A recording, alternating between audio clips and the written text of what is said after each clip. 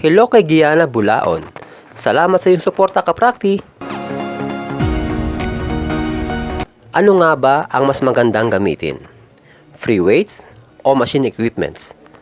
Ang tinatawag na free weights ay gaya ng mga barbell, dumbbell, kettlebell, at mga katulad nito. Kung saan, kapag ginamit mo ang mga ito ay mangangailangan ka ng matinding pagbalanse. Lalo na kapag sobrang bigat ng mga ito. Samantalang ang mga machine equipments ay gaya ng cable crossover, chest press machine, V-squat, at iba pa. Kung saan, kahit sobrang bigat ng bubuhatin mo, ay hindi mo na kailangan balansihin pa. Sapagkat, nakadisenyo ang mga ito sa paggalaw kung saan tatamaan ang isang naturang muscle group. Kumbaga, tulak ka na lang ng tulak sa paggamit nito. Kaya ang tanong, saan ba mas mabilis lumaki ang muscle? Sa free weights o sa machine equipments? Tumatanggap pa rin ako ng online coaching. Kung interesado ka, message mo lang ako sa Facebook. Thank you! Kapag ikaw ay isang baguhan, mas magandang gamitin ang mga machines sapagkat ang mga beginner ay hindi pa sanay sa ganitong klaseng mabigatang exercise. Kaya tignan nyo sa mga bakal gym. Ang hirap turuan dito yung mga baguhan dahil kulang sila sa mga machine equipments. Ang mas marami sa kanila ay mga free weights. Kahit magaan pa ang ipagawa mo sa mga baguhan na ito, hirap pa rin silang gawin o matutunan dahil sa pagbalanse. Hindi gaya kapag machine ang gamit nila. Wala nang balancing. Tulak ka na lang ng tulak dito. At hindi rin sila mahirap turuan kapag machine ang gamit sapagkat ang mga ito ay nakadisenyo sa paggalaw ng tama.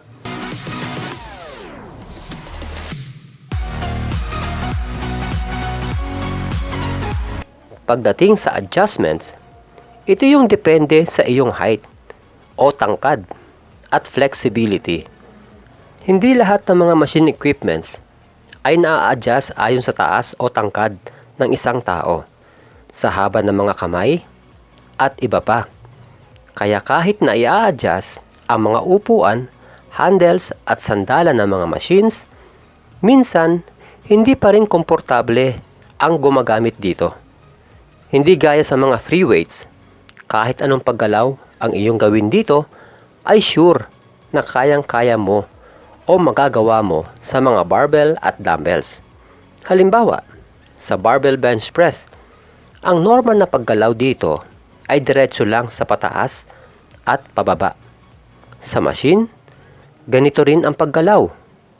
Pero may mga ibang tao na ang gusto magmula sa tapat ng dibdib, itataas ito sa tapat ng kanyang mukha.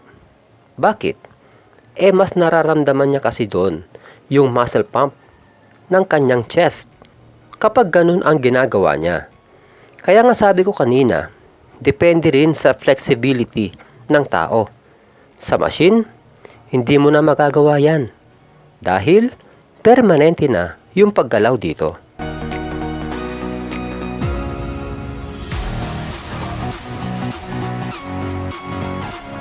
Pagdating sa safety, syempre panalo dito yung machine equipment.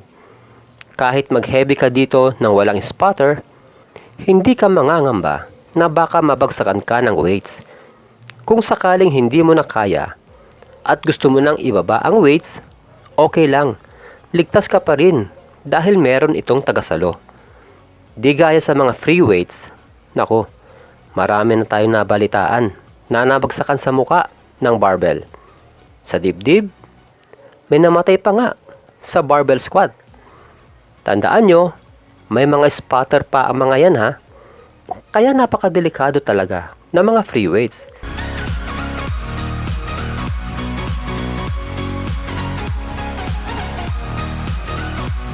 Sa mga machine equipments, magagawa mo pa rin naman dito yung mga compound exercises.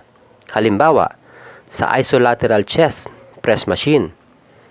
Natatamaan pa rin naman dito yung shoulder at triceps. Subalit, ibang usapan pagdating sa free weights. Halimbawa, ginamit mo dito ay dumbbells. Dahil kailangan mong balansehin ang mga ito, mas maraming maaapektuhan ng muscle dito. Sa mga tuwid, mas malaki ang muscle tissue damage ang makukuha mo sa mga free weights. Dahil dyan, mas malaki ang tsansa ng paglaki ng muscle kapag free weights ang gamit mo.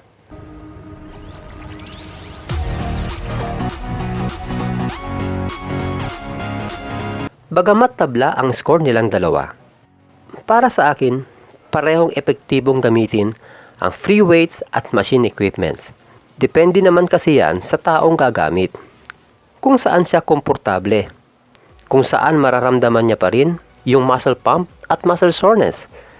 Hindi rin masama kung pagsamahin ang free weights at machine sa iyong workout program. Halimbawa, sa mga unang exercises na gagawin mo ay free weights muna. Dahil fresh pa yung muscle mo dito at malakas ka pa. Pero sa mga huling exercises ay mga machine na ang gamitin dahil medyo pagod ka na rin sa pagkakataong ito. At ang pinakamahalaga ay yung muscle recovery mula sa sapat na pagtulog at pagkain ng tama. Dahil kahit anong pinili mo, free weights man o machine, kung kulang ka sa recovery at nutrisyon, useless ang lahat. O paano mga kaprakti? Hanggang sa muli, God bless!